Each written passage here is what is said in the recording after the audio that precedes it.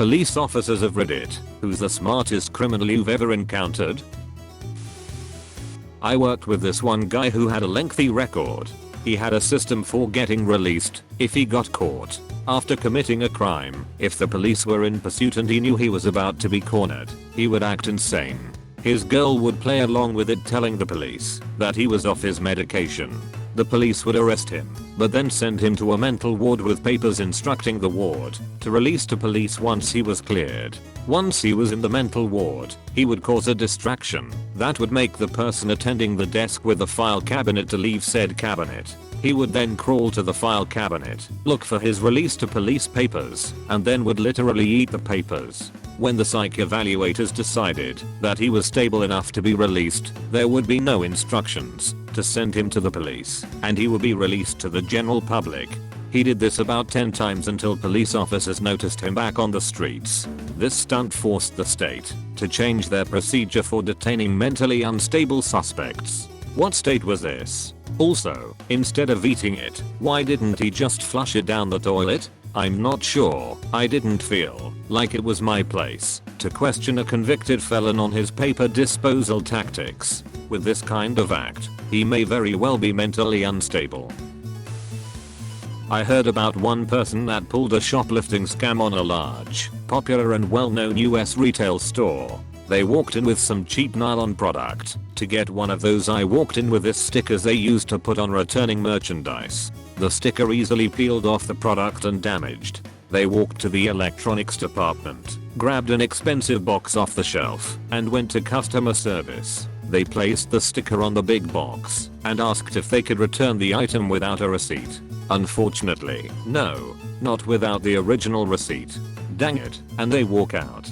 Customer service even gave the doorman the thumbs up, having just interacted with the customer. This took place before widespread inventory controls and cameras absolutely everywhere. I feel like I would remember what I had and hadn't recently put a sticker on. But perhaps I wouldn't be getting paid enough to worry too much about it. I believe at this time, the large national chain we are talking about was hiring people that just had to remember to smile. They did not have to be very sharp at the door or young. They still aren't, to be honest. I've had very hot door greeters. I remember an officer telling me about a breaking and entering alarm he and his team responded to. No one was there to report the alarm. It must have been a security monitoring company that called. When police showed up, everything seemed normal. Most lights were off, and there was an employee still working. Explains he was there working late and must have set off an alarm. They almost believed him until he set up before saying the name of the company he worked for. After that it was downhill, but with a little more research he would have pretty much gotten away with it. The dude should have said he was the janitor.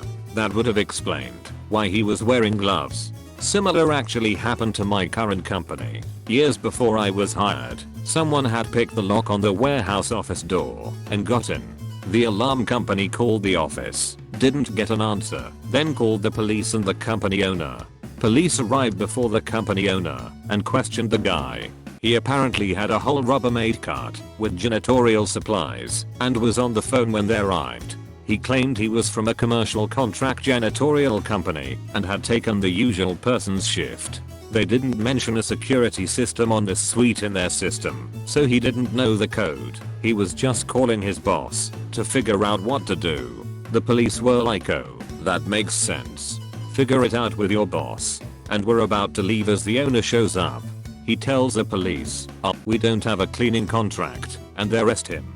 Learned that apparently contract cleaners set off tons of alarms every year, which is why the police don't care as much about it. So I'm also guessing this is a common scam, all things considered. I wonder how many places this dude had hit under this con that didn't have alarm systems / ones that call the owner / ones where the owners live close enough to go there. This was in the late 90s to early 2000s. A guy in my dorm came to school solely to deal drugs. He took out student loans, registered for a bunch of 300-person freshman survey courses where he would never be missed, then literally never went to class. All he did was go to raves and concerts and keggers and sell party drugs. After the first semester, he was suspended. He wrote the usual, I was young and dumb and in over my head sob story, and got put on probation for a semester. So he had a repeat of the fall. At the end of the year, he was kicked out and didn't care. He made something on the order of $150,000 in return for about $8,000 in student loans to cover a year of housing and tuition. So far as I know, he was never caught. It may have been a short-sighted maneuver in the long run, but in the short run it seemed fairly genius to effectively use federal loans to start your drug business. He should have played the long con. Cash out the $150,000, apply to another school with the understanding he would pay cash, live somewhat frugally so the cash lasts, and use his story from the first school for his thesis to get his master's. But wouldn't they see his transcripts from the place he failed out of? You're already in that deep. What's a little identity theft going to hurt? Working in a home improvement store when younger, this guy came in, went to the snowblowers, took one and went to the return desk. Said he wanted to return it, but had no receipt.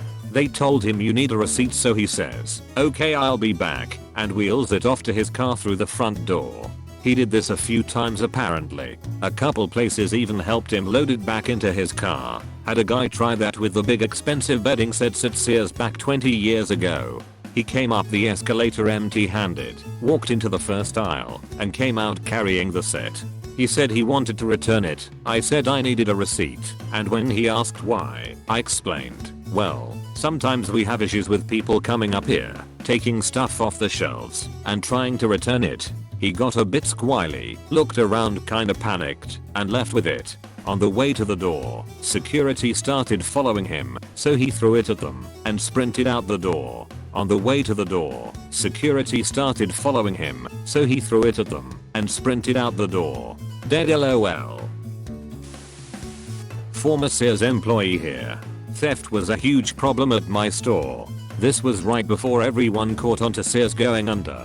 I had to cover lawn and garden, tools, and sporting goods, all by myself. We are talking literally an entire half of the building with absolutely no way to see everything going on at one given moment. It was so bad that thieves would take locked items to the register while I was in the middle of my tractor pitch, unlock the items, and walk out the door. They didn't even need to unlock them though, because my store had A. just fired all of the asset protection team. We didn't meet our sales goals for the year.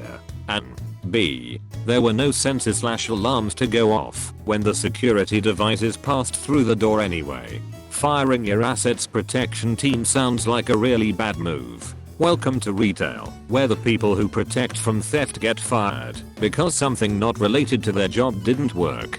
Businesses don't generally go out of business due to exceptionally competent management. I can't remember where I read it, but I read a news article about a guy who went to apply at a store for asset protection.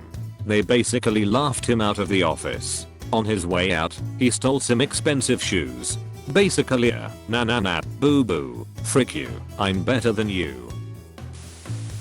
Most of them are really stupid, so this guy isn't a criminal mastermind, but here goes. He wanted to rob a jeweler's on our city's main street. So he found out the flat beside the jeweler's was empty, and he hid there.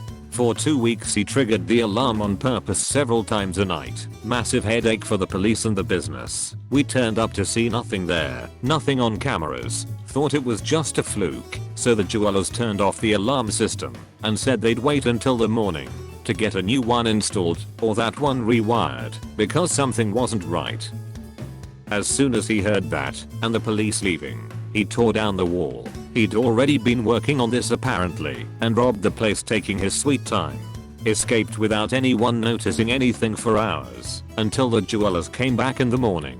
Then he tried to resell something he stole which had a serial number on it and got caught. So not that smart after all. Good effort though. He did all the hard work pretty well. I don't know, the hardest part about stealing high dollar goods is selling the merch. Edit. Of course my top comment is about criminal activity. Thanks Reddit. Yep, and unless you're lucky or find someone stupid enough to buy stolen goods for full retail price, you're going to be fencing them at a heavy discount. For sure, shouldn't even be trying to sell them at retail. Giving a huge discount is the unspoken agreement to keep mouths shut. Thanks for watching. If you enjoyed this video, please consider leaving a like and subscribing for more videos like this. Don't forget to leave your stories in the comments below.